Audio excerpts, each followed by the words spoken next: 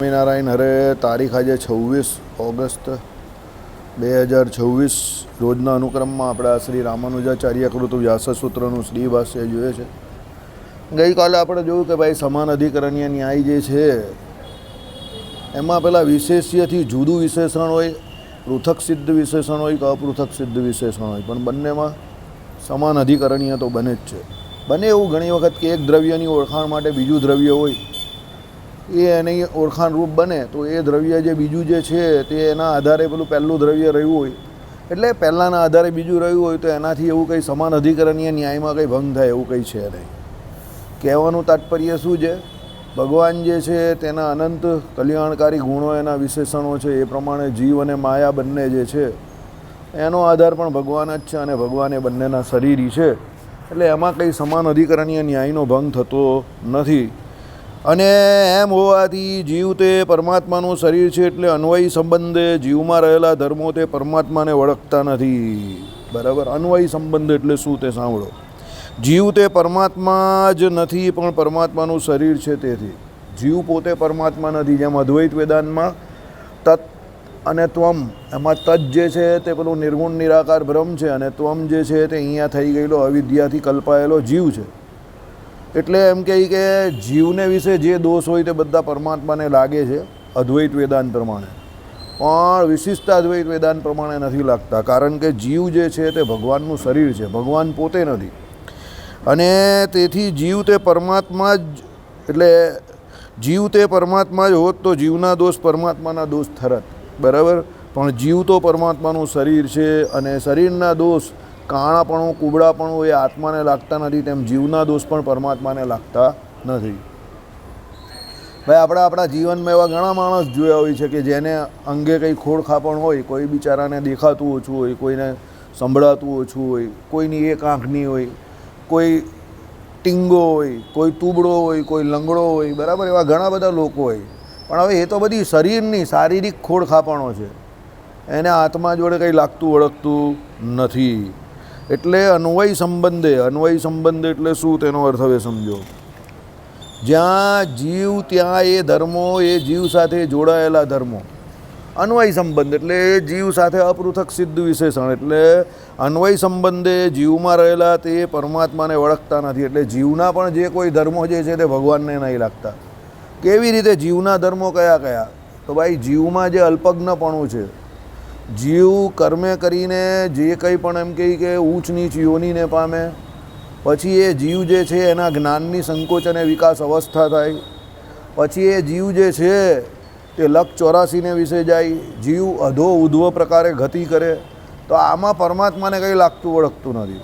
બરાબર? એટલે જીવાત્માના બીજા પણ જે કોઈ ધર્મો હોય તે ભગવાનના ધર્મો નથી, કારણ કે જીવના ધર્મો જે છે એ જીવથી લાગીને વળગેલા છે. પરમાત્માના ધર્મો પરમાત્માને લાગે છે. ભગવાન ભલે એ જીવને વિશે રહ્યા, પણ એ જીવ એનું શરીર છે, એ પરમાત્મા પોતે જીવ નથી. એટલે જીવમાં રહેલા દોષો નથી કહેતા આપણે કે એક નંબરનો લુચ્ચો માણસ છે તો લુચ્ચો કે એનું શરીર થોડું છે, એ જીવ છે.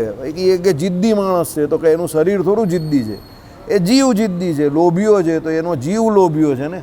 એટલે એ પ્રમાણે જીવ જે છે તે પોતે એમ કહે કે આવા અનંત દોષવાળો જ્યારે માયાના સંગે કરીને, કુસંગે કરીને ખાસ કરીને બની જાય છે. બાકી વસ્તુતા તો જીવ પણ કામી, ક્રોધી, લોભી એવી કોઈ સંજ્ઞાથી વ્યાપ્ત નથી.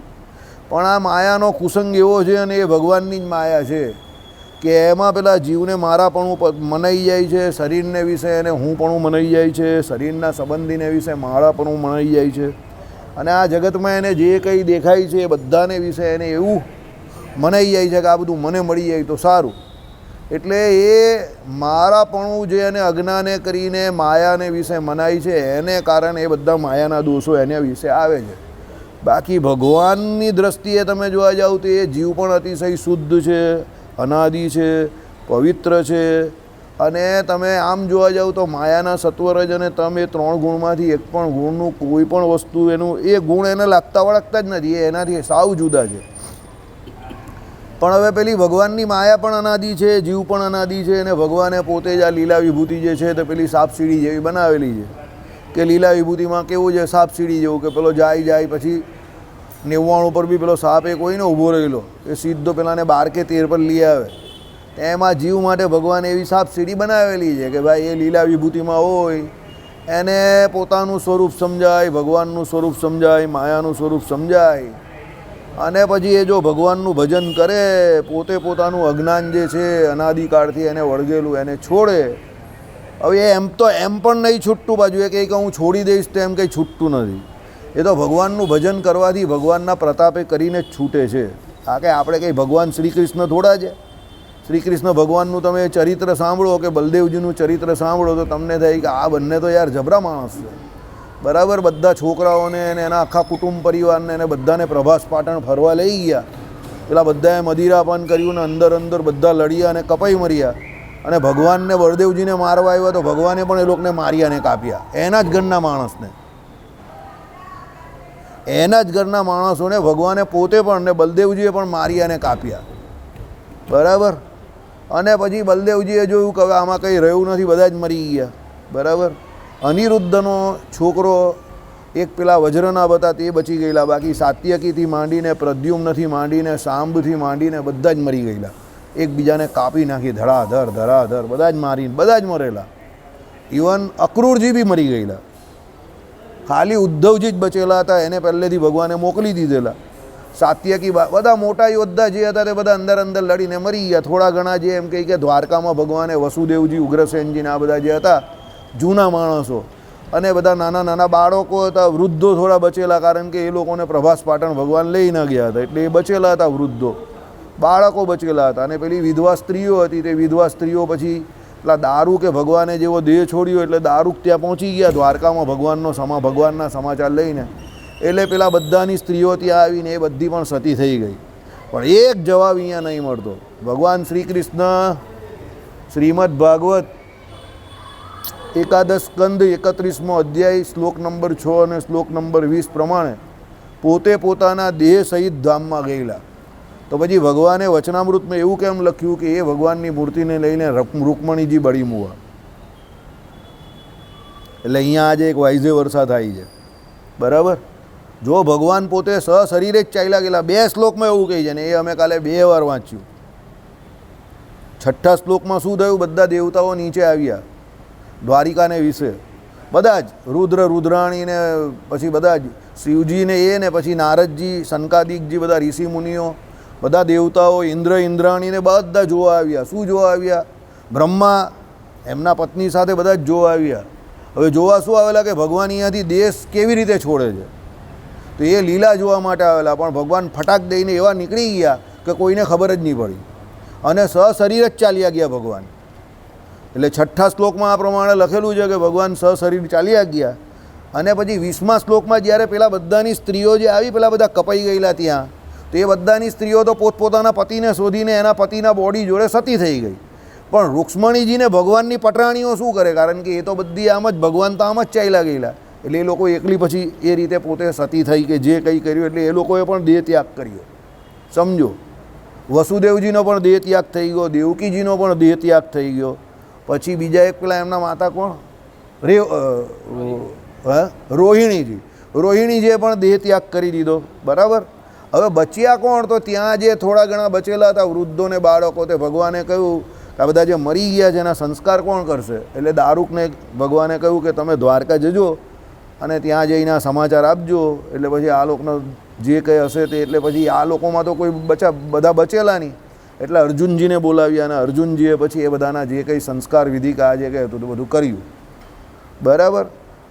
બલરામજી પણ પોતે દેહ છોડીને ચાલ્યા ગયા. પહેલાં બલરામજી ગયા અને પછી ભગવાન પેલા પીપળાના વૃક્ષ હેઠે આંટી વાળીને આમ કરીને બેઠા અને આખા ભગવાનનું ચતુર્ભુજ થઈ ગયું રૂપ આખું. અને એ રૂપને દારૂ કે પહેલાં જોયું. અને પછી ત્યાં ભગવાનની આજ્ઞાથી પેલો જરા નામનો પારધી જે હતો તે ત્યાં આવ્યો. એટલે એણે ભગવાનના ચરણારવિંદને હરણ સમજ્યું, કારણ કે ભગવાનના ચરણારવિંદ એકદમ લાલ લાલ રાતા રાતા રંગના હતા, એટલે એને હરણ દેખાયું, હરણની ચામડી. એટલે એણે દૂરથી બાણ માર્યું અને ભગવાનના પગમાં લાગ્યું. અને પછી એ બિચારો ત્યાં દોડતો દોડતો આવ્યો અને એણે જોયું તો ભગવાનની માફી માંગી. એનું ભગવાને કલ્યાણ નહીં કરેલું, એને ભગવાને સ્વર્ગલોકમાં મોકલેલો.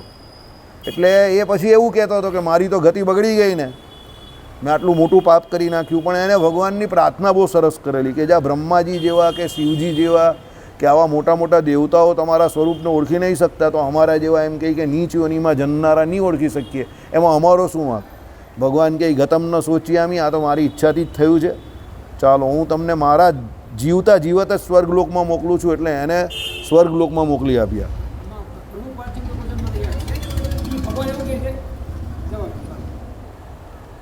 This is not done at all. એક કન્ટિન્યુટીમાં લાઈન ચાલતી હોય ને, ધીસ ઇઝ નોટ ડન. આમાં તમે નહીં, આમાંથી લોકો મને કહે છે કે એ કોણ છે વચ્ચે વચ્ચે પૂછપૂછ કરે છે, કે બોલે છે.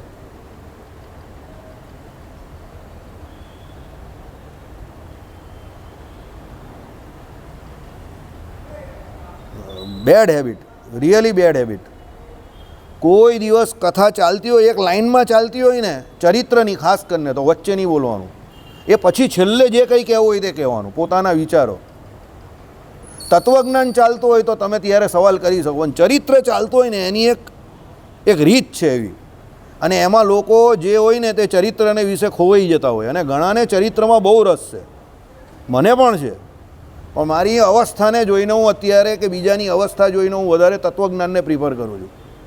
પણ મને પણ ચરિત્રોમાં બહુ રસ છે, એટલે જ મેં ભાગવતજી ચાલુ કરેલું છે રાત્રે. સમજો, એવું નથી મને ચરિત્રમાં રસ નથી, મને બહુ રસ છે. એટલે કહેવાનું તાત્પર્ય શું છે, અહીંયા બે પ્રકારના એક એ આવે છે.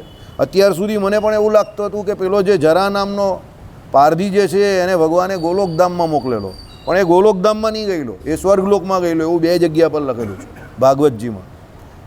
અને બીજી વસ્તુ, જે વચનામૃત લગભગ તમને કહું તો મધ્યનું 13મું, એમાં ભગવાને જે એવું કહ્યું છે કે ભગવાનની એમ કહે કે આ લોકમાં જન્મ એટલે અવતાર ધારણ કરવાની અને દેહ ત્યાગ કરવાની લીલા જે છે તે તો અવલૌકિક છે. અને એમાં નીચે પછી ભગવાને એવું લખેલું છે કે રૂક્ષ્મણીજીએ ભગવાનના શરીરને લઈને બળી મૂવા, પણ ભગવાનનું તો શરીર જ નહીં હતું, તેને લઈને કાં બળી જવાના? એટલે એ વચનામૃતમાં કદાચ કલ્પભેદે કરીને કોઈ બીજી વખત જ્યારે આગળ ભગવાન આવ્યા હોય ત્યારે એવું કર્યું હોય, આ જ અવતારને વિશે, શ્રી કૃષ્ણ અવતાર કે એકવાર નહીં થયો, તો એવું બની શકે છે કે એ પ્રમાણે ભગવાને કલ્પભેદે કરીને લખ્યું હોય. પણ આમાં તો ચોખ્ખું, બંને શ્લોકમાં ચોખ્ખું આવે છે કે ભગવાન શ્રી કૃષ્ણ સદેહે ધામમાં ગયેલા. ઇનફેક્ટ બલરામજી વિશે પણ તમને એવું જ લાગે, પણ બલરામજીનું બોડી હતું, અને બલરામજીના જે પત્ની હતા તે બલરામજીની સાથે પછી એમ કહે કે એના બોડીને લઈને એમણે એ સતી થયેલા, બધા સતી જ થયેલા. જેટલાના પણ પત્નીઓ બચેલા હતા તે બધા પોતપોતાના પતિના શરીરને લઈને સતી થઈ ગયેલા. બહુ સરસ છે 31મો અધ્યાયનો 31મો અધ્યાય શ્રીમદ ભાગવત, દ્વાદશ સ્કંદ, એકાદશ સ્કંદ અને 31મો અધ્યાય. આખી લીલા ભગવાને એટલી સરસ, એટલે એમાં ભગવાન પોતે બતાવે શું છે તે સમજો. તમે વેપાર ગમે એટલો મોટો કરો, પણ તમને એને સમેટતા આવડવો જોઈએ. ભગવાને બહુ સરળતાથી એને સમેટી લીધો, એમ સરળતાથી સમેટી લીધો, એટલે એટલો સરળતાથી કે તમને લાગે નહીં કે આટલો સરળતાથી આટલો મોટો વેપાર ભગવાન સમેટી લેશે. અને બધું એકદમ પ્લાનબદ્ધ રીતે, કે ભાઈ ઉદ્ધવજીને બોલાવ્યા, પોતાના સ્વરૂપનું જ્ઞાન આપ્યું, પછી ઉદ્ધવજીને ભાગવત ધર્મનું જ્ઞાન આપ્યું, ઉદ્ધવજીને પછી એ કહ્યું કે ભાઈ આ પ્રમાણે જે ભાગવત ધર્મની જે કથા જે છે તે સાંભળશે એ બધા જીવ પણ પરમપદને પામશે. ઉદ્ધવજીને બદ્રિકાશ્રમને વિશે મોકલી આપ્યા, ત્યાં નારાયણ ઋષિના ઉદ્ધવજીએ દર્શન કર્યા. ઉદ્ધવજી પોતે અલકનંદા નદીને વિશે સ્નાન કરે છે, અને એ ઉદ્ધવજી બદ્રિકાશ્રમમાં રહ્યા ત્યાં સુધીની બધી વાત.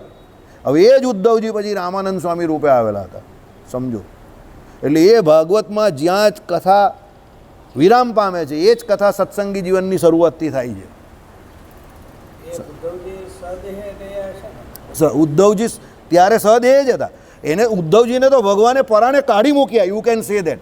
ભગવાન કહી 7 દિવસ પછી અહીંયા જે ઘટના ઘટવાની છે તમે એના ભાગ નથી, બસ. ઉદ્ધવજીને બહુ દુઃખ થતું હતું ભગવાનને છોડવાનું, પણ ભગવાન કહીને બોલા જાઓ, જાઓ એટલે જાઓ, બસ. ઉદ્ધવજી એ સંહાર લીલા વિચાર કરતા હતા, તો એ કંઈક આટલા બધા લોકો મરી જવાના, એમ એને બહુ દુઃખ થતું હતું. પણ પછી ભગવાને પોતાના સ્વરૂપનું જ્ઞાન આપ્યું, એટલે ઉદ્ધવજીનું દુઃખ દૂર થઈ ગયું, એનો મોહ દૂર થઈ ગયો બધો. અને ઉદ્ધવજીને કહ્યું તમે તીર્થને વિશે સીધા અહીંયાથી બદ્રિકાશ્રમ જાઓ, અને બદ્રિકાશ્રમમાં જાઓ, અને બદ્રીનાથ ભગવાનની અત્યારે તમે જે બદ્રીનાથ ગયા હોય એ પ્રમાણે આખા બદ્રીનાથ ધામની જ વાત કરેલી છે બધી. પછી ત્યાંથી એ લૌકિક, અત્યારે લૌકિક છે, પછી અલૌકિકમાં એ ત્યાંથી જ ગયા હોય, આમ ઉપર હિમાલય પરથી ગયા હોય એમ. હવે એટલું બધું તો ભાગવતવાળા લખે નહીં ને, પણ સુખદેવજીએ બહુ જોરદાર વર્ણન કરેલું છે. તમે વાંચો તો તમને મજા આવી જાય, એમ કહેવું પડે. એમને એમ લોકો ભાગવત પુરાણને શ્રેષ્ઠ પુરાણ નહીં કહેતા, બહુ શ્રેષ્ઠ પુરાણ છે. અને એ ઉદ્ધવજીનું પણ એક બહુ સરસ એમની પણ વાત કે એમને કોઈ પણ પ્રકારનો ડાઉટ કે શંકા પોતાની અંદર નહીં રાખી. એમને જે શંકા હતી ને એ સામાન્ય હરિભક્તની શંકા તમે માનો એટલે એમણે બધા સવાલ ભગવાનને પૂછી લીધા અને ભગવાને એક કરીને એમણે બધા જવાબ આપ્યા. એમણે ઉદ્ધવજીએ યોગની વાત પણ કરેલી છે. એટલે એકચ્યુઅલી એમણે ભગવાનને મેળવવા માટેના રસ્તા બતાવ્યા. ભગવાને પહેલાં યોગથી ભગવાન મળે એ કહ્યું અને પછી ઉદ્ધવજીએ આ યોગ તો બહુ અઘરો છે, આનાથી તો કોઈ જીવને તમારી પ્રાપ્તિ થાય એવું લાગતું જ નથી. હવે પછીના સમયમાં ભગવાન કે એના માટે ભક્તિ યોગ બહુ શ્રેષ્ઠ છે. અને પછી ભગવાને ભક્તિ યોગનો મહાત્મય બતાવ્યું. 9 પ્રકારની ભક્તિ કરશે, જે મારી મૂર્તિને વિશે જોડાશે એ બધા મારે વિશે એમ કહે કે મને પામશે. એકાંતિક ધર્મની વાત કરી, ધર્મજ્ઞાન વૈરાગ્ય સહિત જે ભક્તિ કરવાની એની વાત કરી અને એ રીતે જે કોઈ પણ ભક્ત મારી જોડે જોડાશે એ મને પામશે એમ કરીને પોતાની મૂર્તિનું અને એકાંતિક ધર્મનું ભગવાને બહુ અતિશય મહાત્મય બતાવ્યું. એ એકાંતિક ધર્મનું મહાત્મય તમે એ શ્રીમદ ભાગવતના એકાદશ સ્કંદમાં જે વાંચો 30માં 31માં અધ્યાયમાં, એ જ એકાંતિક ધર્મની વાત શ્રીજી મહારાજે વચનામૃતમાં કરેલી છે. શિક્ષાપત્રી આખી એકાંતિક ધર્મ પર જ છે. 1 થી 212 શ્લોક તમે જોવો તો આખા એકાંતિક ધર્મની જ વાત છે. એમાં એ લાગે એવું તમને કે વર્ણાશ્રમના ધર્મ છે, પણ ધેટ ઇઝ એકાંતિક ધર્મ. સત્સંગી જીવન આખું એકાંતિક ધર્મ પર જ છે. ભગવાનના ચરિત્ર તમે જોવો તો જે જગ્યા પર ભગવાન ગયા હોય ત્યાં ભગવાને ધર્મની વાત કરેલી હોય, જ્ઞાનની વાત એટલે જીવાત્મા પરમાત્મા સંબંધી જ્ઞાનની વાત કરેલી હોય, વૈરાગ્યની વાત કરેલી હોય, ભક્તિની વાત કરેલી હોય. એટલે ભગવાન જ્યાં ગયા ત્યાં એકાંતિક ધર્મનું જ ભગવાને પ્રતિપાદન કરેલું છે. અને ગીતાજીનો જે શ્લોક છે યદા યદા હિ ધર્મસ્ય ગ્લાનિર્ભવતિ ભારત, તો એ ભરતખંડને વિશે જે એમ કહે કે ધર્મ ગ્લાનીને પામે છે એમ જે કહ્યું ત્યારે ભગવાન જે અવતાર ધારણ કરે છે તે પણ એકાંતિક ધર્મ. એટલે એ એકાંતિક ધર્મના સ્થાપન માટે જ ભગવાન અહીંયા આવે છે. વર્ણાશ્રમના ધર્મનું તો કોઈ પણ સ્થાપન કરી શકે. કોઈ મોટા આચાર્ય હોય, કોઈ બહુ મોટા સત્સંગી હોય, કોઈ ગુરુ હોય તો એ પણ કરી શકે છે. પણ એકાંતિક ધર્મના સ્થાપન માટે જ ભગવાન અહીંયા પધારે છે. તો એ ચર્ચા ભગવાને જે કરેલી છે તો તમે ત્યારે બધા શાસ્ત્રોને મેળવો એ જ પ્રમાણે વાસુદેવ મહાત્મય. તો વાસુદેવ મહાત્મયમાં પણ પિતામાં ભીષ્મ અને યુધિષ્ઠિર એના સંવાદે કરીને જે આખી મોક્ષ ધર્મની કથા છે એમાં પણ એકાંતિક ધર્મની વાત છે. એટલે સનાતન સંસ્કૃતિમાં જો તમને મોક્ષ જોઈતો હોય તો મારા ખ્યાલથી જે મારો ઓપિનિયન છે, એકચ્યુઅલી એ તો શાસ્ત્રનો જ ઓપિનિયન છે, તમે એકાંતિક ધર્મનું પાલન કરો તો જ તમારો મોક્ષ થાય. એકલા વર્ણાશ્રમના ધર્મથી પણ કંઈ થતું નથી. અને એ એકાંતિક ધર્મનું તમે પાલન ક્યારે કરી શકો? જ્યારે તમે કોઈ સંપ્રદાયમાં હો, એ સંપ્રદાયમાં જે પ્રકારનો દીક્ષા વિધિઓ એ પ્રમાણે તમારે દીક્ષા લેવી પડે, શરણાગતિ જે છે તે સ્વીકારવી પડે. આચાર્ય મહારાજ પાસે જે મંત્ર હોય એ મંત્ર તમારે હસ્તાક્ષર મંત્રનો આપણા સંપ્રદાય પ્રમાણે જપ કરવો પડે. અને સૌથી મોટી વાત એ આચાર્યની આજ્ઞા એટલે ગુરુ આજ્ઞા એ ભગવાનની આજ્ઞા તુલ્ય તમારે માનવી પડે. એક વખત તમને કદાચ એવું લાગે કે જ્ઞાને કરીને તમે એનાથી ચડી ગયા છો, કદાચ કોઈને એવું લાગે કે તમે સાચા છો કદાચ, તો પણ એ આચાર્યને વિવાદે કરીને કોઈ દિવસ જીતવા જોઈએ નહીં. એની જીભ ઉપર પગ મૂકીને તમારું કલ્યાણ કોઈ દિવસ ન થાય અને ન જ થાય. મને એટલી સમજ પડે. કારણ કે શ્રીજી મહારાજે જે પરંપરા બનાવેલી છે તમે જોઈ લો ને, અમે તો મારી આંખો સમક્ષ જોઈ રહેલા છે. અમુક વસ્તુ એવી હોય કે શબ્દોથી બોલી નહીં શકાય. 25 વર્ષ પહેલાંનો જે સત્સંગ હતો ને અત્યારનો સત્સંગ જોઈ લો તમે. ખાલી પાંદડા પર લખાય એવું થઈ ગયું છે. કોની સ્થિતિ તમને આમાં દેખાય છે? બધા માથા ગણવાના લોકો વધી ગયેલા છે. વડતાલમાં આટલું પબ્લિક ને, ગધડામાં આટલું પબ્લિક ને, સારંગપુરમાં આટલું પબ્લિક, પણ તમને કયો કોઈ ભજન કરવાવાળો એવો સ્થિતિવાળો માણસ દેખાય? ત્યારે 2000ની સાલમાં તમે જોજો, વડતાલ જાઓ, ગઢપુર જાઓ, બધા સાધુ સંતોને લોકો જે જાયગામાં ભજન કરતા હતા, તમે એકને મળો તો તમને થઈ જાય કે ના આ કોઈ ભજનીય સંત છે. એને જોઈને તમને પગે લાગવાનું મન થાય. અત્યારે ગોતતા નહીં જડતા એવી હાલત છે. 25 વર્ષમાં કેવી હાલત થઈ ગઈ સંપ્રદાયની. કોઈ ક્વોલિટેટિવ એને બધું ક્વોન્ટિટેટિવ થઈ ગયું ને, ક્વોલિટેટિવ કંઈ મળે જ નહીં ને. અમારો કેમેસ્ટ્રીનો સ્ટુડન્ટ હોય તો તરત જ મૂકીને જ ચાલ્યો જાય. સાહેબ તમે બધી ક્વોન્ટિટી ભેગી કરવાની વાત કરો છો, ક્વોલિટી તો કંઈ છે નહીં આમાં. બરાબર ને? ક્વોલિટી વગર શું થાય? સમજો. એટલે એ પ્રમાણે વર્તવું પડે. અને ભગવાને એ જ વાત બંને અધ્યાયમાં કહી છે, 30માં અને 31માં અધ્યાયમાં. બહુ સરસ. ભાગવતજી એટલે ભાગવતજી. મને તો પાછો જો ચાન્સ મળશે ને, ઇફ લાઈફ વિલ એલાવ, જિંદગી એલાવ કરશે ને, તો આ પાછો દસમ સ્કંદ ને એકાદશ સ્કંદ પહેલાં જે આપણે કન્ટિન્યુટીમાં ચાલશે ને એમાં પાછો ચલાવીશ. અને જો વધારે સમય ભગવાન ઉપર ને મારા ઉપર તો હવે કંઈ છે નહીં. જો ભગવાન મને એલાવ કરશો તો આ સભા મંડપમાં પણ મારે આખું ભાગવત ચલાવવું છે. કારણ કે ભાગવત જે ગ્રંથ જે છે ને ભાઈ, શ્રીમદ ભાગવત એટલે શ્રીમદ ભાગવત, એને તો જાહેરમાં ચલાવવા જેવો ગ્રંથ. શબ્દે શબ્દ, એક એક શબ્દો ને એક એક ચરિત્રો જે છે ને બહુ સરસ. એમાં કોઈ મીનમેક નહીં મળે. એમાં દસમ સ્કંદ અને એકાદશ સ્કંદ, પણ હું હજુ પણ તમને કહું, દસમ સ્કંદમાં જે ભગવાનના ચરિત્રો જે છે ને એ ભગવાન પોતે જ્યારે, જો દસમ સ્કંદમાં એક્શન છે એમની, અને એકાદશ સ્કંદમાં બધા ડાયલોગ છે. આખા ડાયલોગ બધા ભગવાનના જ ડાયલોગ. આખો એકાદશ સ્કંદ ભગવાને ઉદ્ધવજીને જ્ઞાનમાં 31 અધ્યાય ભગવાન જ બોલેલા છે. હવે ભગવાન બોલે એ તો કંઈ વાત જ ઓર છે ને. જેમ ગીતાજી કેવી આખી ભગવાન બોલેલા છે, એમ દસમ સ્કંદમાં શું ભગવાને એક્ટ કરેલું છે, એક્શન છે, બધી એક્શન છે. પણ એકાદશ સ્કંદમાં તો ભગવાને જે જ્ઞાન આપેલું છે ને, જો જેને પરમાત્મા તત્વને ઓળખવું હોય અને જેને તત્વજ્ઞાનમાં રસ હોય અને એ પરમાત્મા જાતે બોલે, અરે તમને જે શાંતિ થાય કહેવું પડે. હું તો હજુ પણ તમને કહું છું કે રાત્રે 10 થી 10:30 એટેન્ડ કરો એ સભા, તમારા ઘરે ખાલી મૂકી રાખો. હું તમને એમ નહીં કહેતો કે તમારું 100% અંદર ફોકસ હોય જ. કદાચ 5માંથી કે 6માંથી કે 7 દિવસ જે હોય આપણા, એ 11 આપણે નહીં કરતા, એટલે 2 દિવસ મહિનામાં છોડીને 28-29 દિવસ જે કથા થતી હોય એકોર્ડિંગ ટુ ડેઝ વેલ્યુ, તો તમારું કદાચ 70% પણ ધ્યાન હશે ને 30% ન પણ હશે ને, પેલો કંઈ ને અગર તુમ કુછ નહીં કરોગે ફિર ભી બહુત કુછ કર જાઓગે. તમે પૂરેપૂરું બી ધ્યાન નહીં આપશો, 70% પણ આ ભાઈ રોજ સાંભળે, તમે રોજ સાંભળો જ ને કાકા, આ રોજ સાંભળે છે, ખબર પડી જ જાય જે રોજ સાંભળે ને. તમને ઘણું બધું એમાં જાણવાનું મળશે. મેં તમને કહ્યું ને, હું એવું જ માનતો હતો કે આ પ્રથમ આ વચનામૃતમાં જે મહારાજે કહ્યું તો ભગવાનની તો વાત સાચી જ હોય ને, પણ પછી 2 વાર વાંચ્યું. શ્રી કૃષ્ણ ભગવાન સદેહ જ ધામમાં ગયેલા. એવું બીજું પણ છે એક વચનામૃતમાં, મધ્યનું 10મું વચનામૃત ને પ્રથમનું 13મું વચનામૃત. એકમાં સાંખ્યશાસ્ત્ર પ્રમાણે કહ્યું જ ને એકમાં યોગશાસ્ત્ર પ્રમાણે કહ્યું છે. હવે એના જવાબ મને પણ નહીં મળતા, સમજો. મેં હરિપ્રકાશ શાસ્ત્રીને પણ પૂછેલું, એમની પાસે પણ નથી. આ લોકોને પણ પૂછેલું છે, પણ એ લોકો પાસે પણ નથી. બરાબર. પણ કોઈ પણ જગ્યા પર એક વસ્તુ છે, તમારે કોઈની ને કોઈની આજ્ઞામાં રહેવું પડે. स्वतंत्र जो होता है वो साधक नहीं होता, जो साधक होता है वो स्वतंत्र नहीं होता. આ વાત યાદ રાખજો. તમે એમ માનો કે હું સ્વતંત્ર રીતે મારું કલ્યાણ કરી દઈશ તો એ શક્ય નથી. તમારે કોઈ પણ સંપ્રદાયમાં જોડાવવું પડે, સત્સંગ કરવો પડે, આચાર્ય મહારાજ પાસે તમારે જઈને દીક્ષા લેવી પડે, ગુરુમંત્રનો જપ કરવો પડે, અને ભગવાને જે કહ્યું એ આજ્ઞામાં તો રહેવું પડે ભાઈ.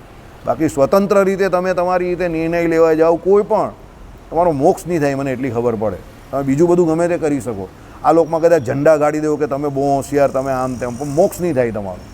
મોક્ષ તમારો કોઈ બીજાના અંતર્ગત, એટલે શિક્ષાપત્રી પ્રમાણે કે ગુરુ આજ્ઞા કે બીજી જે પણ કોઈ એ આજ્ઞામાં તમે વર્તો ને, એમાં શું તમારી વાસના જે હોય ને એની પર કાપ લાગે તો જ મોક્ષ થાય. બાકી મોક્ષ નહીં થાય તમારો, એ વાત તો નક્કી. એ હું પણ પહેલાં એવું નહીં માનતો હતો. મેં એવું કોઈની પાસે જવાની કાં જરૂર છે? આપણે આપણો મોક્ષ જાતે નહીં કરી શકીએ, સમજો. એટલે આની ઉંમરમાં રાઉન્ડ એબાઉટ, આની ઉંમરમાં પણ નહીં, આની ઉંમર કરતાં પણ નાની ઉંમરમાં, આની ઉંમરમાં તો અમને સત્સંગ થઈ ગયેલો. બરાબર. કોઈ એમાં કાં કોઈની જરૂર છે, આપણે એવું જ માનતા હતા. પણ જેમ જેમ પછી વડતાલ જતા ગયા, સાધુ સંતોને મળતા ગયા, શાસ્ત્રોનો જેમ જેમ આપણે સંઘાત થતો ગયો, સંગ થતો ગયો, તેમ એ ખબર પડી કે પેલું કહીને કોઈ કામ ઇતના બી આસાન નહીં કે કોઈ બી કરી શકે. એટલે એટલું આસાન પણ નથી કે તમે જાતે કરી શકો, અને એટલું મુશ્કેલ પણ નથી કે ન થાય. થાય એવું કામ છે, મનુષ્ય જન્મે કરીને થાય એવું કામ છે, પણ તમારે મર્યાદામાં તો રહેવું જ પડે. કોઈની ને કોઈની મર્યાદામાં રહેવું પડે. તમે જાતે કરીને કરવા જાવ તો નહીં થાય. ચલો, માટે તત્વમસી એ વાક્યમાં તત એટલે પદ, જગતના કારણ અને સત્ય સંકલ્પવાળા, સર્વ મંગળ ગુણના નિધિ અને કોઈ પણ દોષનો જેમાં ગંધ સરખો પણ નથી એવા પરમાત્માનો બોધ કરે છે. આવી ગયું ને, સર્વના કારણ આ બધું ભગવાન જ છે. બરાબર. અભિન્નો નિમિત્તો ઉપાદાન કારણ કોણ છે? આ પરબ્રહ્મ પરમાત્મા પુરુષોત્તમ નારાયણ જ છે. એટલે તત શબ્દથી શું છે? એ પરમાત્મા જે એમ કહે કે જગતના કારણ રૂપે રહ્યા છે એની વાત કરેલી છે. સાંભળો હવે, ત્વમ પદ પણ એ જ પરમાત્માનો. અહીંયા અદ્વૈતથી આપણે જુદા પડીએ છીએ. ત્વમ પદ જે છે તે અદ્વૈતીઓ કોને માને છે? પેલા જીવને માને છે. કયો જીવ? પેલા નિર્વિશેષ બ્રહ્મ જે છે, અવિદ્યાએ કરીને પોતે પોતાને જે જીવ માની બેઠો છે, આ અનેક પ્રકારના ભેદ રૂપે જે થઈ ગયા છે અનેક જીવો, તે રૂપે પેલા લોકો ત્વમ શબ્દને લે છે. કોણ? અદ્વૈતીઓ. રામાનુજાચાર્ય શું કહે છે? ત્વમ પદ પણ એ જ પરમાત્માનો. ભાઈ એ ત્વમ જે તત્વમ તરીકે કયા, એ જીવને નહીં કયા. કોને કયા? પરબ્રહ્મ પરમાત્માને કયા. ત્વમ પણ એ જ પરમાત્માનો શરીર સહવર્તમાન જીવરૂપી શરીરવાળા તરીકે બોધ કરે છે. પણ ત્વમ શબ્દમાં વિશેષતા શું છે? ભાઈ એ જીવ જે છે એ પોતે શરીર સહવર્તમાન, એટલે કોનું શરીર? શરીર સહવર્તમાન જીવરૂપી શરીરવાળા તરીકે, એટલે ભગવાનને ત્યાં જીવરૂપી શરીરવાળા તરીકે બોધ કરે છે. સમજો તો તમે કહું તો તત્ શબ્દમાં એ ભગવાન જીવનું શરીર તરીકે નથી હોતા. હોય છે પણ દેખાતું નથી, કારણ કે કારણ અવસ્થામાં સૂક્ષ્મ અવસ્થામાં હોય જ ને. પણ પછી ઇન્દ્રિય અંતકરણવાળો અને પોતે કઈ અવસ્થામાં આવે? અવ્યાકૃતમાંથી વ્યાકૃત અવસ્થામાં આવે ને, બરાબર. એટલે દેખાય એવી અવસ્થામાં બધા જીવ આવી ગયા ને, કે આ બધાનું તમે વર્ગીકરણ કરી શકો છો વર્ગીકૃત અવસ્થામાં, તો એના દ્વારા એ ભગવાનની પણ ઓળખાણ થાય. ત્યાં તો શું છે કે જીવ જે છે એ પણ નામરૂપ વગરનો છે, તો એની અંદર રહેલા ભગવાન પણ નામરૂપ વગરના જ થયા ને. અહીંયા આવે છે તો જીવ નામરૂપવાળો થયો, બધા અલગ અલગ યોનિમાં અલગ અલગ નામરૂપવાળા થયા, બરાબર છે. તો અહીંયા આવે એટલે એ જીવ નામરૂપવાળો, તો એની અંદર રહેલા ભગવાન પણ એ પ્રમાણે વર્ગીકૃત થઈ શકે એવા છે. ભાઈ આની અંદર રહેલા ભગવાન, પેલા ભાઈની અંદર, આ ભાઈની અંદર, પેલા ભાઈની અંદર રહ્યા ભગવાન. ચલો, એટલે તરીકે બોધ કરે છે. એટલે જ મુખ્ય અર્થમાં તત અને ત્વમ પદનું સમાન અધિકરણીય થાય છે. એટલે તત અને ત્વમ શબ્દ જે છે એ બંનેનું સમાન અધિકરણીય થાય છે. એટલે બંને એક જ અધિકરણ છે. કોણ? ભગવાન પોતે જ સમાન અધિકરણીય. કયા? પેલી સૂક્ષ્મ અવસ્થામાં પણ અને સ્થૂળ અવસ્થામાં પણ. કોના? જીવ અને માયા બંનેના. એટલે જીવ અને માયા એ ભગવાનનું અપૃથક સિદ્ધ વિશેષણ બંને અવસ્થામાં હતું. કઈ? પેલી સૂક્ષ્મ અવસ્થામાં પણ કારણ શરીરે સહિત જે જીવ હતા ત્યારે પણ, અને અહીંયા સ્થૂળ અવસ્થામાં જીવ જ્યારે પોતે ઇન્દ્રિય અંતકરણના આખું સ્થૂળ શરીર લઈને બેઠેલો છે, અને એની સાથે જીવ પોતે છે, અને એની અંદર પાછા ભગવાન છે. એટલે સમાન અધિકરણીય ન્યાય આ પ્રમાણે છે કે એ ભગવાન જે છે તે જીવ અને માયા એ બંનેના શું છે? આધાર છે. તો બંને અવસ્થામાં છે. કઈ? સૂક્ષ્મ અવસ્થામાં પણ અને સ્થૂળ અવસ્થામાં પણ. આ રીતે લેતા પ્રકરણનો વિરોધ આવતો નથી. એટલે આમ લઈએ તો પ્રકરણમાં વિરોધ ના આવે. સર્વશ્રુતિઓનો વિરોધ પણ ટળે છે, બરાબર. આ પ્રમાણે જોઉં તો બધી શ્રુતિઓ જે છે એનો વિરોધ પણ ટળી જાય. અને નિર્દોષ અને કેવળ મંગળ ગુણથી ભરપૂર બ્રહ્મમાં અવિદ્યાથી દોષનો ગંધ પણ રહેતો નથી. પેલા લોકમાં તો શું છે? અવિદ્યા આવી ગઈ ને, એ બ્રહ્મને વિશે ભલે કલ્પેલી છે, પણ એ અવિદ્યાની અસર તો થઈ ને એ બ્રહ્મને, અને એને કારણે જે બ્રહ્મ પોતે જીવ રૂપે કલ્પાયેલો કે ભેદ રૂપે થયો ને, તો એ બ્રહ્મને વિશે અવિદ્યાનો પ્રવેશ તો થયો ને. ભલે વાસ્તવિક નથી કે મિથ્યા છે, પણ થયો તો ખરો ને. પણ વિશિષ્ટાદ્વૈત વેદાંત પ્રમાણે શું છે? એ માયાનો ગંધ સરખો પણ એ ભગવાનને વિશે લાગતો નથી. એ ભગવાન જેવા છે તેવા ને તેવા નિત્ય નિર્દોષ નિર્લેપ જ રહી છે. એટલે ભગવાનને માયાનો કોઈ ભય નથી, સમજો ને. હોય છે એવું, ઘણા માણસ પણ એવો હોય છે એને કંઈ ભય નહીં લાગતો હોય. મેં જોયા છે એવા.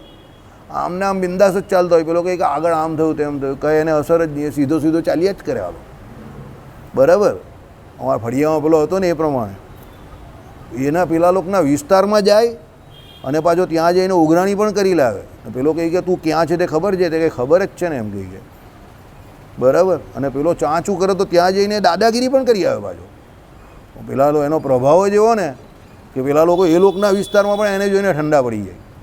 તો અમે માણસ જોયા છે, બરાબર. તો હવે આ તો ભગવાન છે, બરાબર. હવે એ બધું પણ જીવનમાં બહુ કામમાં આવે છે એમ. તે સમય પર એવું લાગતું હતું કે આ બધું કંઈ કામનું નથી, અત્યારે બહુ કામમાં આવે છે. કેવી રીતે કામમાં આવે છે તમને સમજાવું. જે લોકોને એ દુનિયાનો ટચ નથી ને, કે એનો યોગ નહીં થયો ને, સમજો, અને અત્યારે એ લોકો મને મળે છે ને, તો એ લોકોને અમુક જગ્યા પર હું થોડા બ્લેક એન્ડ વ્હાઇટ જોઉં છું.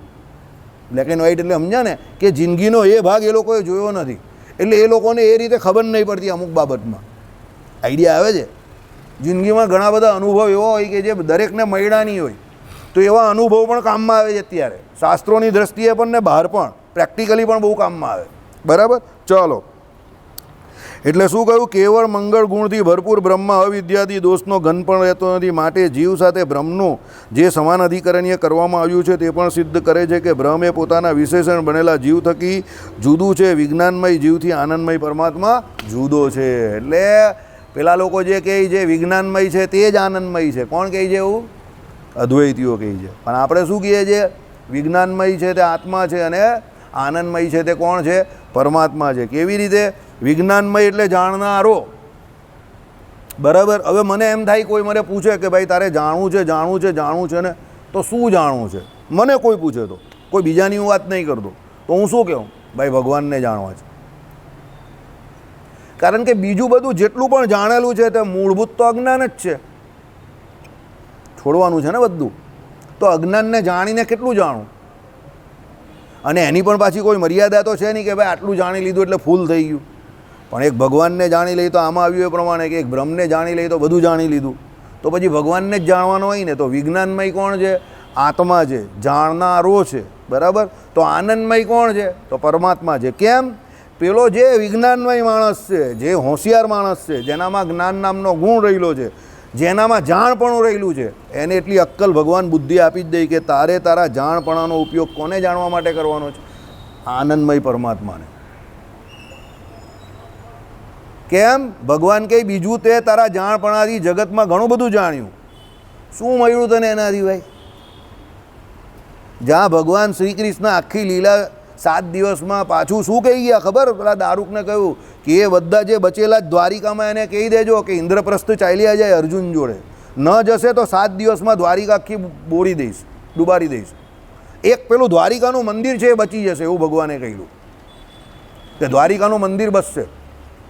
અને વજ્રનાભજી, પછી વજ્રનાભ એનું પાછું એ મંદિર બનાવે છે ને એ બધી પાછળની સ્ટોરી અલગ છે, એ હજુ ભાગવતજીમાં નથી આવી. પણ એ દ્વારિકાનું મંદિર એની પણ વાત લખેલી છે ભાગવતજીમાં. હા, કાલે જ આવ્યું કે મંદિર બચશે પણ આખી દ્વારિકા નગરી જે છે એ ડૂબી જશે 7 દિવસમાં. ભગવાને કહી દીધેલું. આ દ્વારિકાધીશ જે બેઠા એ જ જગ્યા પર પછી વજ્રનાભજીએ બનાવેલું પાછું આવીને. એ છે જ ને, ભગવાનની કરામત છે. સમજો, એ ભગવાને રાખવું હતું એટલે રહ્યું. કહેવાનું તાત્પર્ય શું છે? ભગવાન જેને રાખવા માંગે એ જ રહી છે. સમજો, જેને નથી રાખવું એ નથી રહેતું એમ. દ્વારિકા ભલે હતી સોનાની પણ ભગવાને નહીં રાખવી હતી એટલે નહીં રહી. 100 વર્ષ રહી. ભગવાનની ઈચ્છાથી ઓલમોસ્ટ 100 વર્ષ રહી. પણ ભગવાનની ઈચ્છા હતી કે હવે કળિયુગી માનવ માટે નહીં રાખવી. અને ભગવાન પાછા કહે છે કે આ યદુવંશીઓ જે પૃથ્વી પર બચેલા છે, જે સૌથી વધારે શક્તિશાળી છે, તો હવે એને મારીએ ને બધાને. એટલે ઋષિ મુનિ પાસે સાપ અપાવ્યો. બધાને કહ્યું ચાલો જાઓ બધા પાછા દ્વારિકામાં અપશુકનો થયા. એટલે ભગવાને કહ્યું અપશુકનો બહુ થાય છે, બરાબર. આકાશમાંથી વીજળીઓ એમ કહી કે ચમકી રહેલી છે, બહુ અપશુકનો થાય. બધા પ્રભાસને વિશે જાઓ અને બ્રાહ્મણોને જમાડો ને બહુ પુણ્ય બહુ કર્યું, બધું પુણ્ય બધું કર્યું. કેટલું બધું પુણ્ય કર્યું એ લોકોને. પછી એ લોકો પીવાના થઈ ગયા, બરાબર. ને પીવાના થયા એટલે પછી અંદરો અંદર લડ્યા. અને પછી પેલું જે ઘાસ હતું, પેલું મૂસળ જે સામ લઈને ગયેલો, જેને દરિયાને વિશે આખું ભૂકો કરીને નાખી દીધેલું, અને એનો જે ભૂકો જે હતો તે બધો બહાર આવેલો.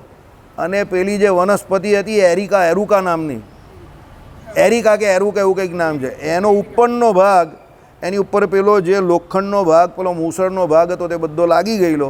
એને કરીને બધા તીક્ષ્ણ હથિયાર જેવી બની ગયેલી.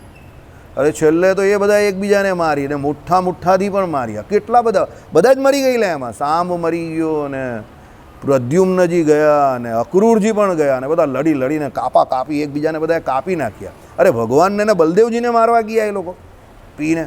તો ભગવાન અને બલદેવજીએ પણ એ લોકોને મારી નાખ્યા. જે આવ્યા એ બધાને પતાવી જ નાખ્યા. તો આ બે ભાઈ બહુ ખતરનાક છે. હાલા सुना था अपनों को परायों को मारते हैं लेकिन परायों को नहीं, ये तो अपनों को भी नहीं छोड़ता है. મારી જ નાખે બધાને જે આવે એને. એ જબરું ચરિત્ર છે ભગવાનનું. કેટલી બધી હિંસા, કેટલા બધા લોકોને માર્યા. આપણે આમ જોઈએ તો આપણે હલી જઈએ.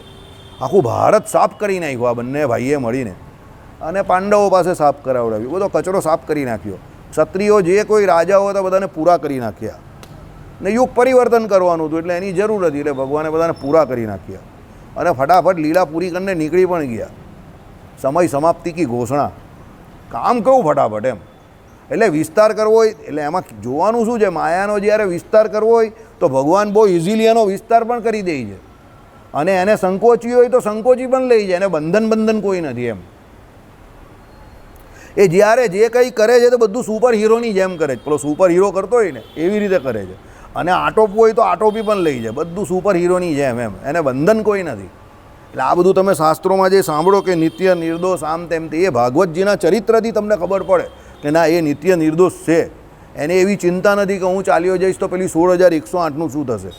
હવે તમને તો તમારા ઘરમાં એક હોય એની કેટલી ચિંતા. અહીંયાથી પેલાને ચિંતા હોય રે, પેલો બિચારો ખમણની પ્લેટ લઈને ઘર સુધી આમને આમ જાય, આમ તેમ ગોવર્ધન ઉચકીને જાય પાછો, આમ તેમ અહીંયા ત્યાં મૂકીને. કેમ? પેલી એક ઘરવાળી ઘરે હોય ને એને પણ આપવાની